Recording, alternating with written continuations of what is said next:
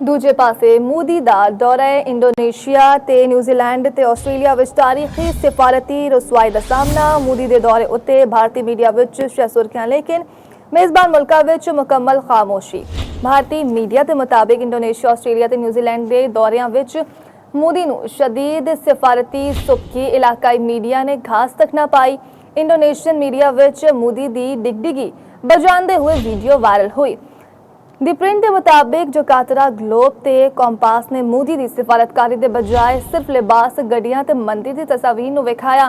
ABC के मुताबिक Australia के दौरे के दौरान मोदी सरकार की इंसानी हकूक की पामालियां और बहस से आलमी तनकीद नुमाया रही। दी गार्डियन के मुताबिक मेलबोर्न विच इंसानी हकूक के ग्रुपां, मुस्लिम ते सिख कम्यूनिटी का मोदी सरकार के खिलाफ एहतजाज नुमाया रहा।